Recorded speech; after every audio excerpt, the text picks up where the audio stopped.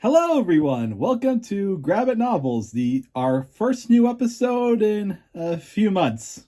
Sorry about that, guys. The holidays got pretty crazy for me, but I'm back, and today I got a really special treat for you guys. We are reviewing Inferno Go Red, Book One, Issue One.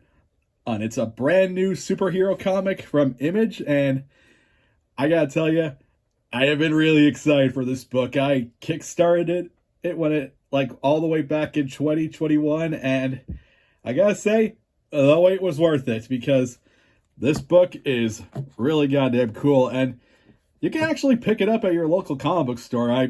That's where I picked up mine from.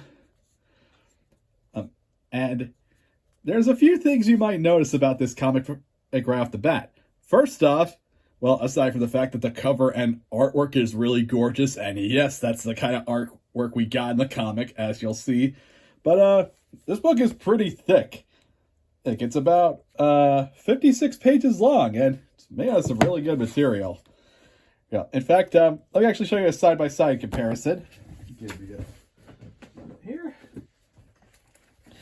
And we got Action Comics, and you'll notice when you compared it to, yeah,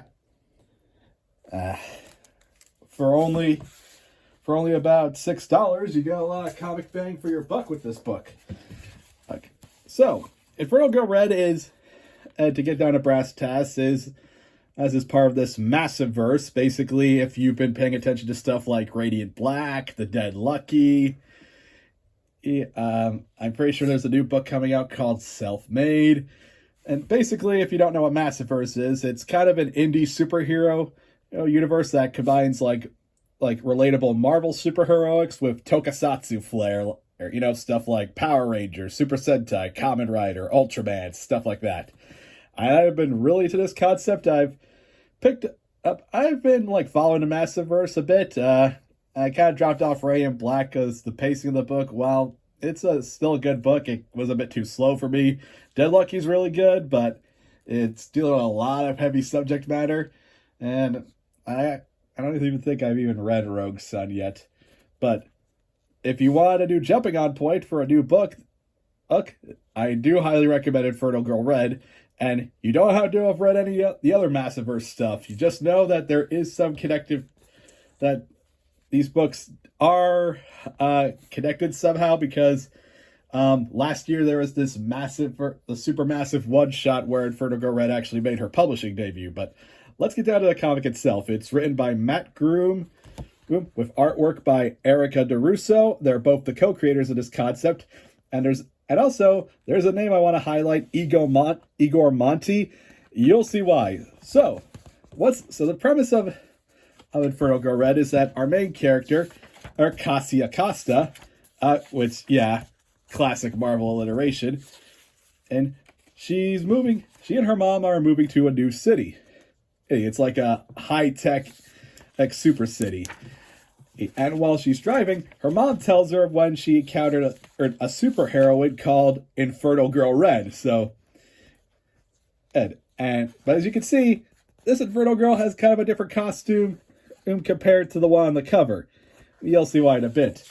So yeah, basically this whole book is like the setup. We see that Cassia and her mom are kind of just trying to make their way in the world. Her mom's been trying to find a job, but it's not really been going well. But she has been working hard for Cassia to go to this new high-tech school.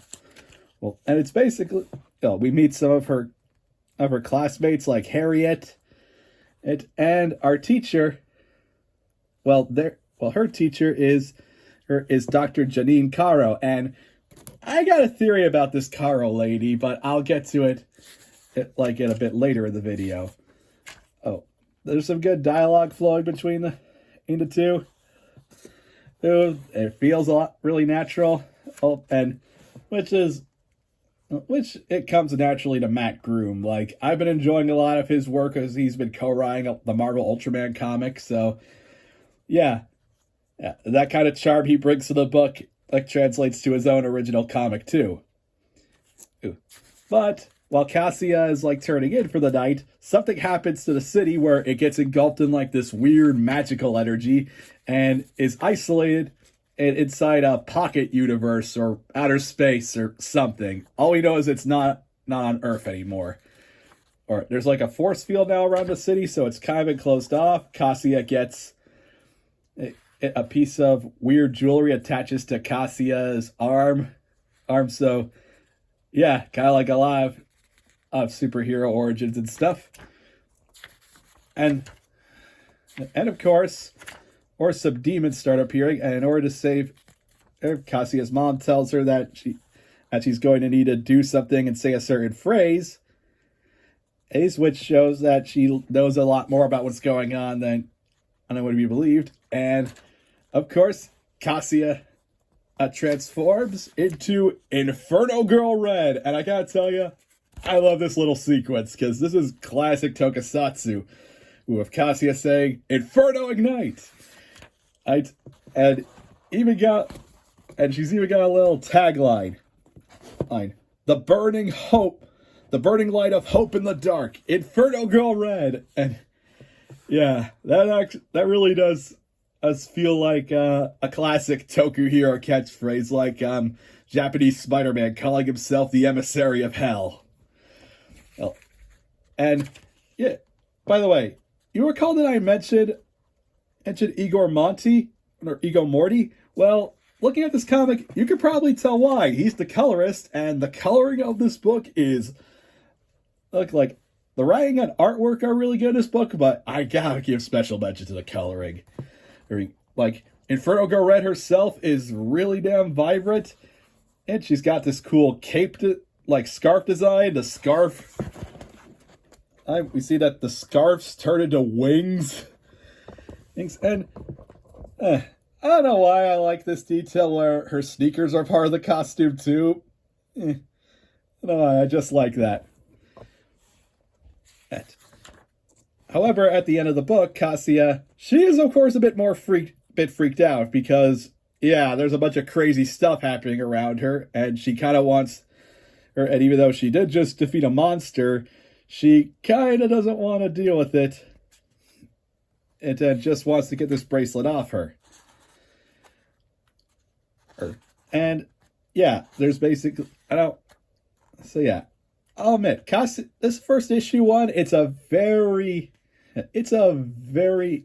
efficient first issue, and I gotta say, a lot of that has to do with its length. It's 56 pages, so it gives us all the necessary information we would need for what the first part of a 3-part miniseries.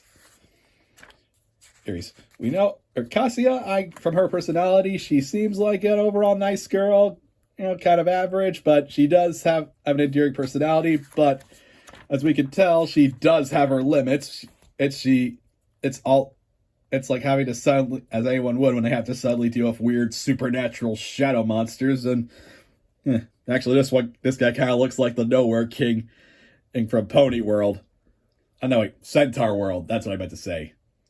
Hey, shout out to those guys who get it. But yeah, there's not really much more I can say about this book. The artwork's really good. The dialogue feels really natural. Well, it's definitely setting. This issue is definitely a lot of setup for a bunch of plots. Like we don't even know exactly who the main villains are, what their name is, but we do know that there seems to be some mystical bent to them because we got this figure in a hood under the magic staff and have speaking in backwards talk, and they're the ones who obviously covered the city in a dome and teleported out of the universe or whatever's going on. Cassia's mom definitely knows what's going on, and let me just tell you about one of my personal theories. It's related to this lady, Dr. Caro. I think she is the original Inferno Girl Red. I mean, the original Inferno Girl Reds we see in the flashback, her costume was, of course, white. And it actually kind of reminds me of, the final power-up form of...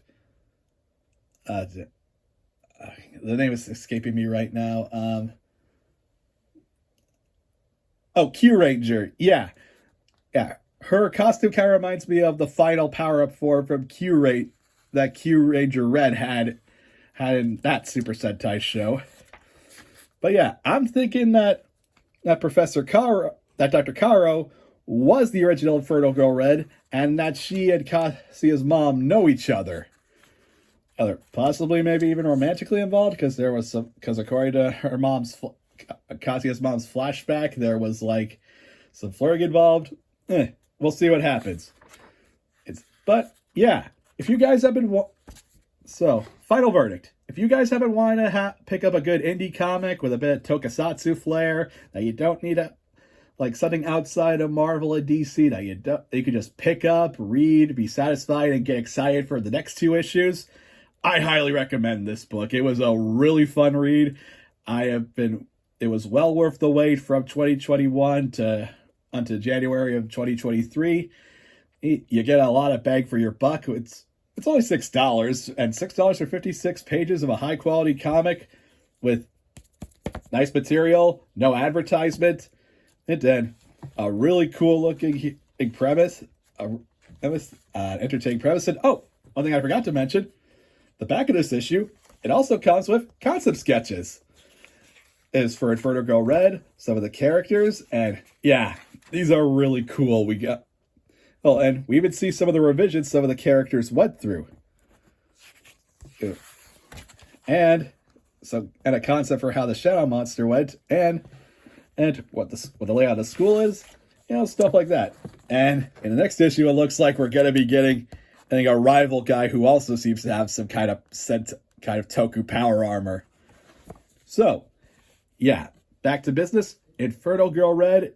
And for me, it is a 5 out of 5. It is a must grab. Go to your local comic book store and see if they have an issue available. They only had one when I went, but yeah, this is a really good book. Look, I highly recommend it. So, that's it for now. And until then, have a good night.